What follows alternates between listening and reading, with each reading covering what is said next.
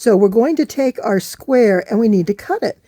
I need my square to be 8.5 inches to be the supersized potato chip block that I like making.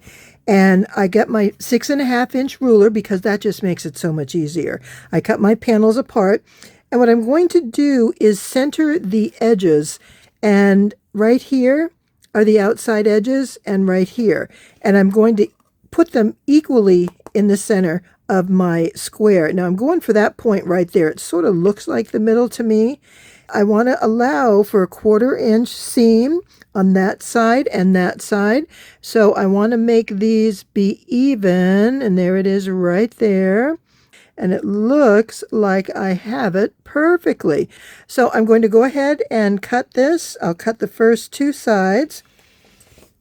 And one thing that I have found out is because I usually use a cutout piece for the center of my quilts, for my supersized quilts, I'll use a piece like this, that when you're cutting and sewing together a specific piece with multiple strips, you got to watch out for your seam allowances, because the first one I did, it came out just a little bit shy of 8.5 inches. Now I can work with that, but I don't want it to have to be a fussy process. So what I'm doing is putting this here, and now I'm going to go ahead and add my strips. But look, not just any strips. We're going with the ombre. So I'll start on one side here, then I'll go this way. So I'm going all the way around so I have the ombre pattern working through. And what I loved with the result on this one is because of the size and the size of the strips and just the way it worked, dark corners and light corners, so I get both. And doesn't that just look beautiful? Okay, let me show you how I sewed this together. So simple. Now, if you don't have a 6.5 inch square ruler, you can use the rectangle, use a long piece. And what you're going to do, this is 6.5, just find the center, which is going to be, what, 3 1/4. So that line right, oh, and look, it has a line right there. I didn't even notice that on this. So there's my center. And I'm going to put the printed picture within an equal distance. So both of them are right at the 1 inch mark. Let's see, this is 1 inch, and we'll come over just a little bit like this. This is 1 inch on each side.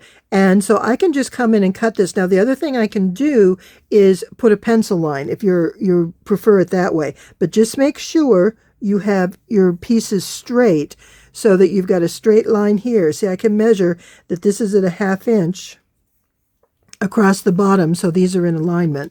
And I have my 6.5, and I have everything measured in here. There's 1 inch, and here's, let's see, 1/2 inch. There's 1 inch. Yes, so we are good. I'm going to go just a littlest bit over. Okay, there we go. And now, okay, this is the hard part. I can't twist myself around. I have to move the ruler and pick up my fabric, but that's okay. Now, the other thing I'm going to do, when I did my first one here, one edge came out just a little bit shy, and I can fix that while I'm sewing, but I want the rest of these not to be so tightly fitting. I want them to have a little bit of give, because you know what happens?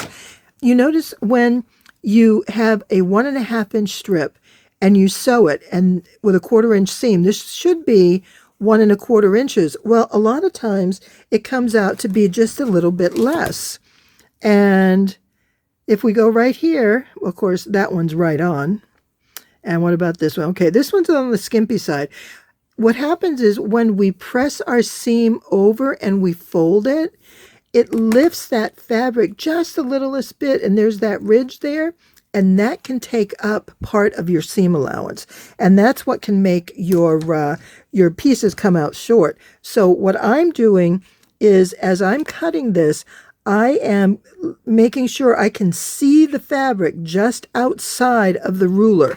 That's my fudge factor, and it works beautifully every time. All right, so now we have 6.5 inches from here to here. Perfect. We're going to measure it in the other direction. Got little pieces here. And we have, I'm going to do this at 3/4 and this at 3/4, because this is taller than it is wide. And so let's go ahead and do this. And like I said, we've got our 1/2 inch right there. And we've got our 1/2 inch here. And bring that up. Perfect. Okay. Now, see, this is a little crooked. Get it straight, because otherwise you're not going to have a square and you're going to be anguishing over that part. Okay, there we are. And do this, and we'll do it again. Now this should be the easy cut, because if everything else is right where you need it, you'll get your 6.5. So put a line there and there. There's our 6.5. I want to be able to see my fabric on this side before I cut, and make sure I'm not cutting off any of the printed panel. And there we are. And that's all there is to it. And then I've cut my 1.5 inch strips to put around this. Oh my gosh, it's going to be beautiful. Let me show you how it goes together. I always like to look at the problem solving and what kind of mistakes I might make that I can fix and still move forward with the project. In this case, I'm a little off on my centering. If you look at this, top and bottom, it's in the center, but side to side, I obviously measured from this outside, but I missed that outside leaf and I measured in here. We're talking maybe not even 1/4 inch, but 2 things I can do. First off, because this is facing up, what I can do is make sure this corner is in the top right corner of the quilt. And then it'll sort of be just in the right place, so it will look like it's kind of up in the corner, tucked away the way we want it to. And I think that's going to be a perfect solution. Now, in addition, the other thing is I can add my strip. Instead of putting them exactly on the edge, I can take this white one, my panel, and bring it in maybe, let's see, just a littlest bit like this. Not a lot. And it's not going to make a huge difference, but that can help to offset a little bit, you know, particularly if you have a lot. And then the last thing, of course, is you can cut everything just a little bit smaller and use a wider piece of sashing around it about for your border. So that's kind of where we are. Those are the ideas. And I always start with the selvage at the top. And that way I know what direction I'm going into. And because I want to keep my directions the same on the ombre in particular, because that way the pattern goes in the same direction. Now, when you have a piece that's selvage to selvage, it's going to repeat pretty evenly from side to side. But this is a fat quarter, so it's a little bit off, and I just want to be able to make sure that everything lines up perfectly. Now, I'm going to use a 1/4 inch seam, but again, because of the way the fold works, and I'm doing super precision here. You can get away with a potato chip block, you can get away with so much. But I do want to make sure that you understand what some of the options are in case you run into oh, now see, first thing, look at that. Oh my gosh, right off the bat, the selvage, I sewed it right to the corner. See, I didn't even notice what I was doing. So I'll cut my thread, we'll pull this out, and we'll start over. I'm sure some of you are out there going, stop, Leah, stop. Okay, there's my selvage. I'm going to put it past the fabric, the panel, and give myself that little bit of room to sew. Put the needle in and bring this all the way down. And you don't want to stretch it. Just let it lay comfortably, loosely. Whoops. And hopefully get them connected. There we go.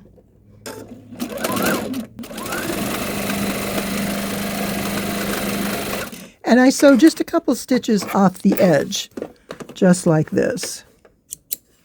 Now, the other thing that I have found is when I go back and see that little bit of fabric from the sashing that I can see. So that's giving me that little buffer.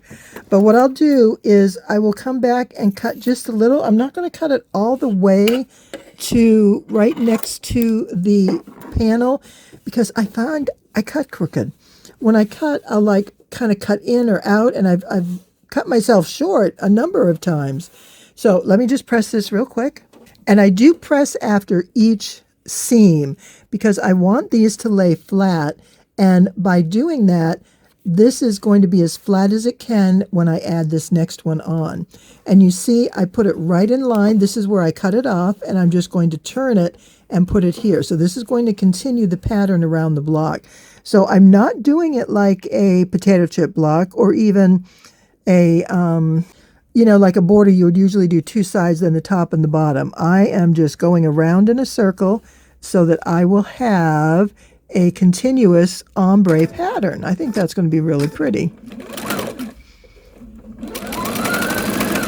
All right, so I get past the first seam there and I line everything up. And you see I'm taking a scant 1/4 inch and go a little bit more and go past the edge. Cut it off with a little bit of a fudge factor and press it. Okay, see when I mentioned about how I don't cut straight? This kind of went cockeyed. But when I go to trim up the block, it's going to work out okay. Now, this is not long enough, but this is the, let's see, it went that way. This is the color I want to continue with. So I took the selvage off here, and I want to find this and kind of put it in there. So actually what I can do is just put that there, and I can go that way or I can go this way. Now I'd rather go this way because then I'll have 2 dark corners and 2 of the lights. So let me go ahead and set this up this way. There we go.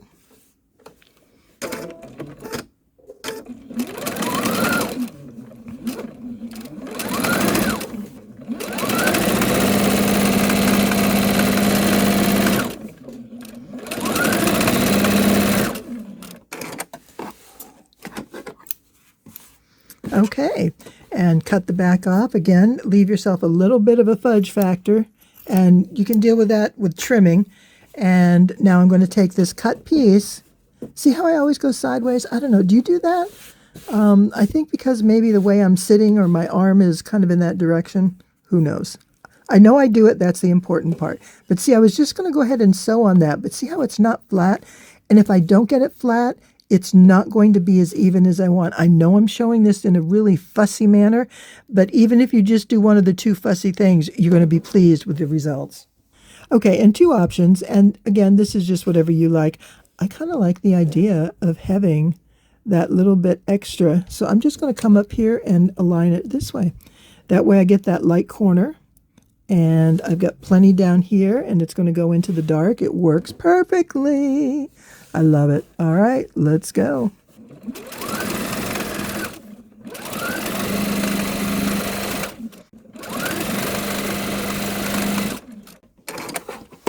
And there we are. Let me press this and I'll show you how it looks. Now I'm going to trim my piece, and you see that I have my 1¼ inch here, and I still have a little extra room on the edge. I'm not cutting off anything along here. I'm just cutting off these end pieces to square it up. And let's see, then we'll go this way.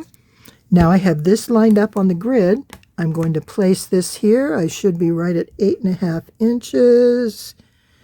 And it's just a little bit. So this, see where I cut crooked? Oh my gosh, I can't believe I do that every time.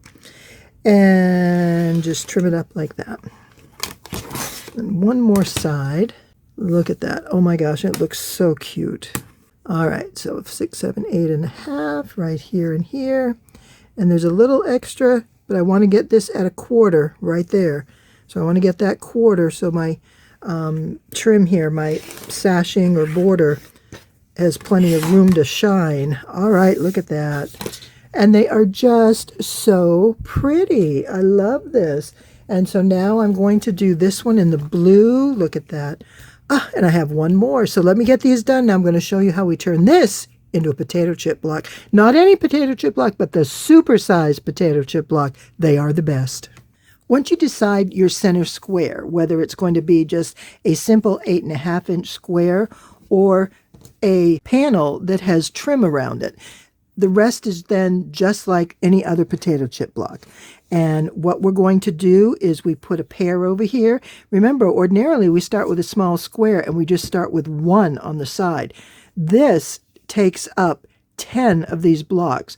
So that's 10 blocks that we don't have to include in our piecing, which is wonderful. It's a time saver, and it just makes such a beautiful impact in your quilt.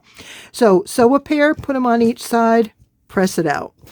And then we do the threes on top like this and like this. And then once we're there, this is what we have. And at this point, we have an 8.5 in the middle, measures 8 inches. Now, with the additional first row that measures 12.5. And if you find that you're coming up short or your blocks aren't the right size, measure each step as you go. And it may be something as simple as your seam allowance, or you're cutting and you find that maybe you're not cutting them quite right. So this is step one. Now, the next step is so easy. We have our first round, and now we're beginning the second round. And the first step is to do the short side. We always start on the shortest side with the least number of, here it is, chips. That's the winner. They're not bricks, they're not blocks, they're chips, because this is a potato chip block. Okay, I think we're all on the same page now, and we just have to deal with it. I wasn't going there, but that's what everybody likes, so that's where we're going. Our chips get lined up here, so we have 3 on each side. Now, we need to add 4 on each side. What I do is I lay my block out first with the pieces, with the chips that I'm going to use. But then when you're done here and you come back and you go, oh, did I have this here? Did I have it here? Here's my trick. Do you see how I press that? And how I press this one? I'm going to sew this one on in this direction. So after I get these attached, I press them in the direction I'm going to sew. So if this gets separated, I know where it's supposed to go. Same thing here. It's already pressed. All I have to do when I finish these, press them, grab this, and I know which side they go on. That has been a time saver for me, because I anguish over those things. Isn't that ridiculous? Oh, did I have it here? Did I have it there? I don't remember. And I just want it to be a certain way. So that's trick number 1. Look at this. It's beautiful. You've got your rounds 1 and 2. Everything is pressed to the outside. So not, well, almost. I didn't do the last row, so I was in a hurry to bring it over here and show it to you. But we not only supersized with the larger square, we panelized, P-A-N-E-L, not penalized, panelized a potato chip quilt. I love this. And there is more to come, because you know there's going to be a center panel. It's bigger, but this sets up everything so you know first how to make a supersized panel to begin with, a supersized potato chip quilt block. Now you know how to put a panel in here. Next, we're going to put the whole quilt together with all the panels. Oh my gosh, you don't want to miss this. It's fabulous. It is going to be so beautiful. And you know who we have to thank for this? My dear friend Phyllis. Phyllis had these panels and Phyllis had these fabrics. She had the idea. She said, Leah, I want to put ombre around the middle. I want to make this beautiful potato chip quilt. Phyllis, here it is. We're almost there. Wait till you see it. She's going to be so excited when she sees this. All right, there we are. That's it for today. And I'm so excited you are here with me. Thank you so much. And I do hope you're going to subscribe if you haven't already. And make sure you follow along, because I don't want you to miss any of these. There's always information down below in the description. So check that out today. There's a free download. Don't miss it. You should have already gotten the free download for how to make the supersized block, but today's download is 33 different potato chip quilt ideas. And that it's a special gift from a quilt guild, and all the information's in there. I'm going to show that to you, but you will love using that. And I want to thank them again for their generosity in sharing that with my subscribers. All right, you all have a fantastic day. I'm ready to make this quilt. It's going to be finished soon. I'm so excited. Thank you again. I love having you here. I so get excited about sharing all this with you. And now it's time for me to go, or I'll just keep talking. Ta-ta for now.